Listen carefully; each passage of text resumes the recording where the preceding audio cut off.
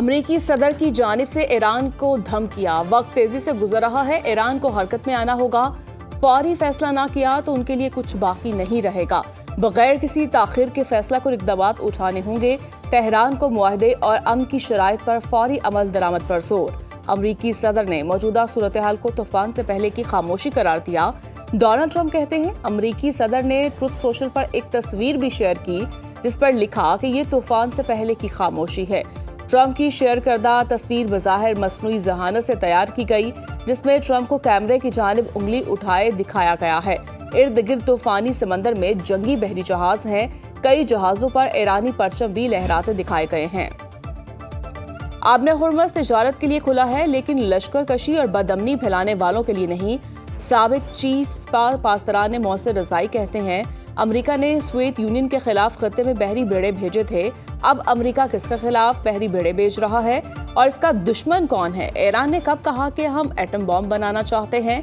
امریکہ اسرائیل کے علاوہ اور کون ہے جو کہتا ہے کہ ایران ایٹم بم بنانا چاہتا ہے؟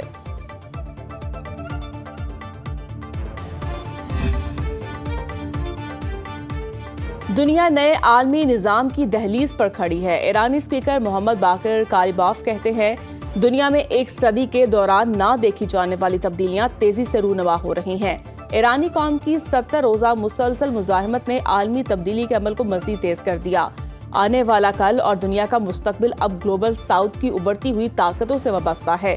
مغربی طاقتوں کا اثر و رسوخ کم ہو رہا ہے، عالمی طاقت کا توازن تیزی سے بدل رہا ہے۔ ایرانی قوم کی قربانی اور مزاحمت عالمی سطح پر نئے بلاک کی تشکیل میں اہم کردار ادا کر رہی ہیں۔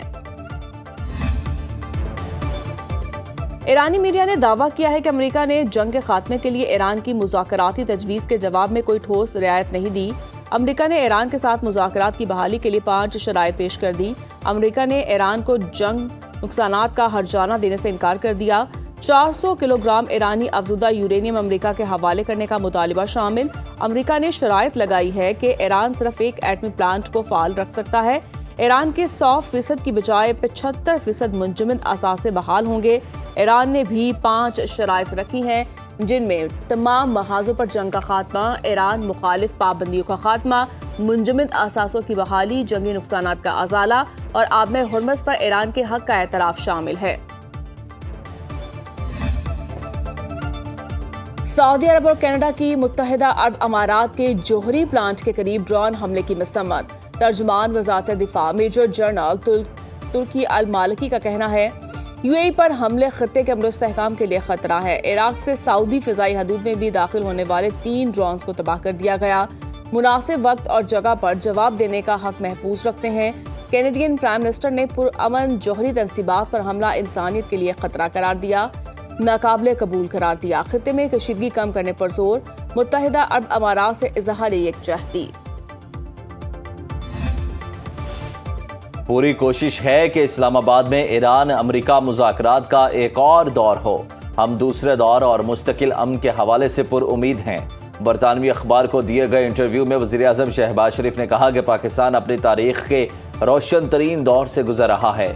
اسے ایماندار ثالث کے طور پر تسلیم کیا جا رہا ہے، جس پر عالمی قیادت کو مکمل اعتماد ہے۔ جو 20 کروڑ پاکستانیوں سمیت انہیں بھی ثالث کا کردار نبھانے پر فخر ہے۔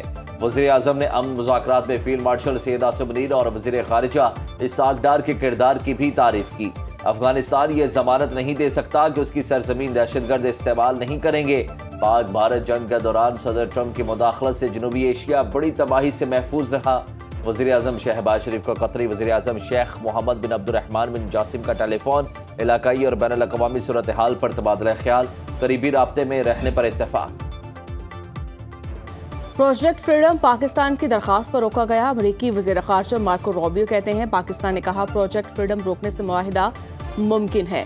سفارتکاری کو موقع دینے کے لیے آپریشن بند کیا گیا۔ صدر ڈونلڈ ٹرمپ سفارتکاری کو ترجیح دیتے ہیں۔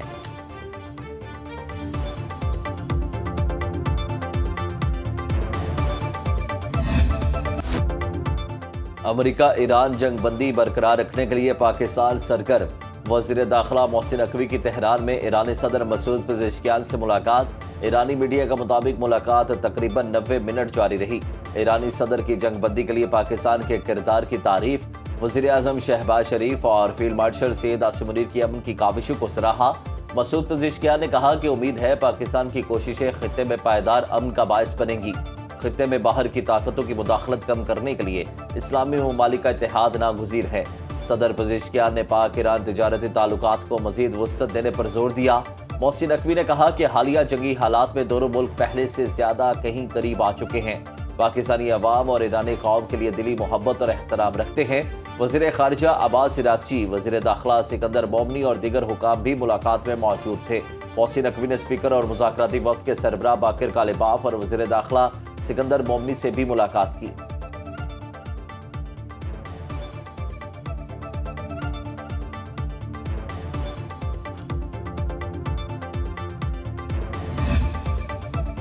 ایٹمی ملک کو جغرافیائی سے مٹانے کی دھمکی ذہنی دیوالیہ پن ہے۔ پاک فوج کا بھارتی آرمی چیف کے اشتعال انگیز بیان پر سخت رد عمل۔ ISPR نے بھارتی آرمی چیف جنرل اوپیندرا کے بیان پر کہا کہ پاکستان عالمی سطح پر اہم ملک اور تسلیم شدہ ایٹمی طاقت ہے۔ پاکستان جنوبی ایشیا کے جغرافیائی اور تاریخ کا ناقابل تردید حصہ ہے۔ بھارتی قیادت نے 8 دہائیاں گزرنے کے باوجود سبق نہیں سیکھا۔ خود مختار ایٹمی ہمسایہ ملک کو جغرافیے سے مٹانے کی دھمکی تصویراتی اشارہ ہے، نہ کہ سفارتی دباؤ۔ ذمہ دار ایٹمی ریاست تحمل اور اسٹریٹجک سنجیدگی کا مظاہرہ کرتی ہیں۔ نئی جنگ کے نتائج خطے سے باہر بھی تباہ کن ثابت ہوں گے۔ وزیر دفاع خواجہ آصف نے ایکس پر پوسٹ کی کہ 1 سال پہلے ہم نے بھارت کو تاریخ کا سبق پڑھایا، دوبارہ پنگا لیا تو بھارت جغرافیہ سے نکل کر تاریخ کی کتابوں میں رہ جائے گا۔ نائب وزیر اعظم اسحاق ڈار کا مصری وزیر خارجہ بدر عبدالعطاطی سے رابطہ۔ ترجمان دفتر خارجہ کے مطابق دونوں رہنماؤں نے خطے کی بدلتی صورتحال پر بات چیت کی۔ مصری وزیر خارجہ نے علاقائی امن اور استحکام کے لیے پاکستان کے کردار کی تعریف کی۔ دونوں رہنماؤں کے درمیان پاکستان، سعودی عرب، ترکی اور مصر کے علاقائی مشاورتی فورم کے حوالے سے بھی گفتگو۔ مصری وزیر خارجہ مصر نے امریکی قید سے 20 ایرانی اور 11 پاکستانی جہاز رانوں کی رہائی اور واپسی کے لیے پاکستان کے کردار کو سراہا۔ عید الاضحیٰ 27 مئی 2026 بروز بدھ کو انشاءاللہ ہوگی۔ ذوالحج کا چاند نظر آ گیا۔ عید الاضحیٰ 27 مئی بروز بدھ کو ہوگی۔ ذوالحج کا چاند دیکھنے کے لیے مرکزی رویت ہلال کمیٹی کا اجلاس کراچی میں چیئرمین مولانا عبدالخبیر آزاد کی زیر صدارت ہوا۔ میڈیا سے بات چیت میں عبدالخبیر آزاد نے کہا کہ لاہور، اسلام آباد، پشاور، کوئٹہ میں زونل کمیٹیوں کے اجلاس ہوئے۔ مختلف مقامات سے ذوالحج کا چاند نظر آنے کی شہادتیں موصول ہوئی۔ انہوں نے ملک کی ترقی اور سلامتی کے لیے خصوصی دعا کرائی۔ سعودی عرب، ترکیہ، انڈونیشیا، ملیشیا، تیونس، UAE، عمان میں بھی ذوالحج کا چاند نظر آ گیا۔ ان ممالک میں بھی عید الاضحیٰ 27 مئی کو منائی جائے گی۔ بھارت میں ذوالحج کا چاند نظر نہیں آیا۔ عید الاضحیٰ 28 مئی کو ہوگی۔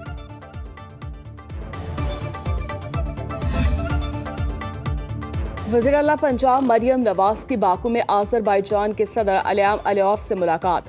دو طرفہ تعلقات، سرمایہ کاری اور باہمی تعاون کے فروغ پر بات چیت۔ آذربائیجان کے صدارتی دفتر سے جاری بیان کے مطابق صدر نے کہا آذربائیجان، ترکیہ اور پاکستان ترکیہ کے لیے مل کر آگے بڑھ رہے ہیں۔ مریم نواز نے پاکستان اور آذربائیجان کے مضبوط برادرانہ تعلقات کو سراہا۔ مریم نواز نے وزیر اعظم شہباز شریف اور نواز شریف کی جانب سے صدر علیوف کے لیے نیک تمناؤں کا پیغام بھی پہنچایا۔ مریم نواز کی باکو میں بابائے قوم حیدر علیوف کے مقبرے پر حاضری، وزیر اعلیٰ پنجاب کی یادگار شہداء پر بھی حاضری، شہداء کی قربانی کو خراج عقیدت پیش کیا۔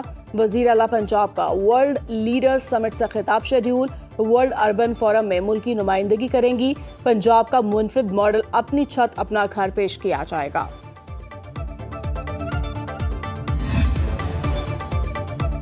وزیر اعلیٰ پنجاب سے گزارش کروں گا کہ خیبر پختونخوا کو گندم کی سپلائی ممکن بنائے۔ اگر ہمیں اپنا پیٹ کاٹنا پڑے تو اس میں کوئی حرج نہیں۔ گورنر پنجاب سلیم حیدر کی اسلام آباد میں میڈیا سے گفتگو، کہا خیبر پختونخوا میں گندم کا ایشو اہم معاملہ ہے۔ یہ بدقسمتی کی بات ہے کہ گندم بھی امپورٹ کرنی پڑتی ہے۔ پنجاب، سندھ اور خیبر پختونخوا میں بہترین زرعی زمین ہے، لیکن زرعی سہولیات کا فقدان ہے۔ زرعی شعبے پر توجہ دے کر گندم سمیت کئی اجناس کی پیداوار بڑھائی جا سکتی ہے۔ کسانوں کی فلاح و بہبود کے لیے مل کر اقدامات کرنا ہوں گے۔ گورنر سے اسپیکر پنجاب اسمبلی ملک احمد خان کی ملاقات، باہمی دلچسپی کے امور پر تفصیلی گفتگو۔ سردار سلیم حیدر نے کہا کہ پیپلز پارٹی اور نون لیگ ملک کی بہتری کے لیے مل کر کام کر رہی ہے۔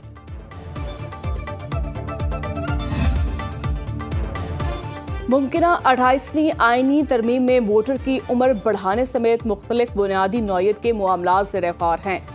وزیراعظم کے مشیر رانا ثناء اللہ نے کہا کہ پاکستان میں اب تک 27 آئینی ترمیم ہو چکی ہیں، اسی لیے آئندہ آنے والی ترمیم 28ویں ہی ہوگی، تاہم ابھی مختلف آئینی اور انتظامی امور پر مشاورت جاری ہے۔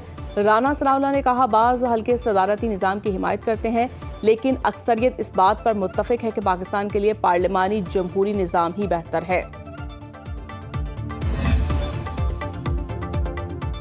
پیپلز پارٹی کے خلاف بننے والے اتحاد کو انتخابی میدان میں شکست کا سامنا کرنا پڑے گا۔ سندھ کے وزراء شرجیل میمن اور ناصر حسین شاہ کا زیر تعمیر شاہراہ بھٹو کا دورہ اور میڈیا سے گفتگو۔ سینئر وزیر نے نئی آئینی ترمیم کے حوالے سے کہا کہ افواہوں پر کان نہ دھریں، ترمیمی مسودے آتے رہتے ہیں۔ ایم کیو ایم کی سیاست عملاً ختم ہو چکی، عوام اب ایم کیو ایم کو مثبت نظر سے نہیں دیکھتے۔ شاہراہ بھٹو پبلک پرائیویٹ پارٹنرشپ کے تحت تعمیر کی جا رہی ہے۔ بلاول بھٹو 23 مئی کو افتتاح کریں گے۔ کراچی پورٹ سے قیوم آباد تک برج منصوبے کا سنگ بنیاد بھی رکھیں گے۔ سید ناصر حسین شاہ نے کہا کہ کراچی کی تمام اہم شاہراہوں کو بہتر اور جدید بنایا جا رہا ہے، اب گھنٹوں کا سفر چند منٹوں میں طے ہوا کرے گا۔ پبلک پرائیویٹ پارٹنرشپ کا مؤثر ماڈل صوبہ سندھ نے متعارف کرایا۔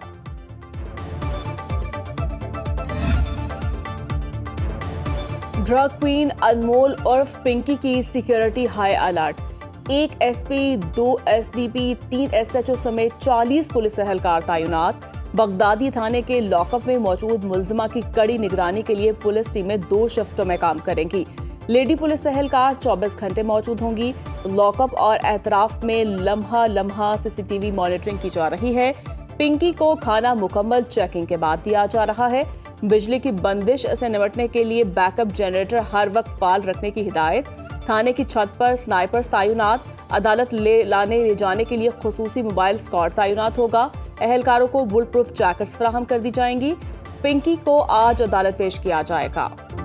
سندھ کے 9 اضلاع میں 13 نشستوں پر ضمنی بلدیاتی الیکشن۔ سکھر کی UC نصیر آباد میں وائس چیئرمین کی نشست پر PP امیدوار لیاقت علی کامیاب، JUI کے خادم مہر کو شکست۔ سکھر کی UC ننداپور میں جنرل کونسلر کی نشست پر JUI فے کے امیدوار سردار اسرار احمد کامیاب، آزاد امیدوار عبدالغفار ہار گئے۔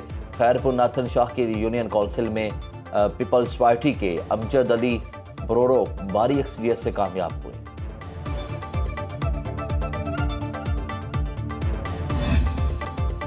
لاہور میں 3 کروڑ کے ریڈ ویلویٹ اور 2 کروڑ کے بادل کی دھوم۔ مالک نے بیلوں کی جوڑی کے 5 کروڑ روپے مانگ لیے۔ پشاور کی کالا منڈی میں لاڈو بھینس کے چرچے، جانوروں کے مہنگے دام سن کر خریدار پریشان۔ موٹر ویز پر مویشیوں سے لدی گاڑیوں کے داخلے پر پابندی عائد۔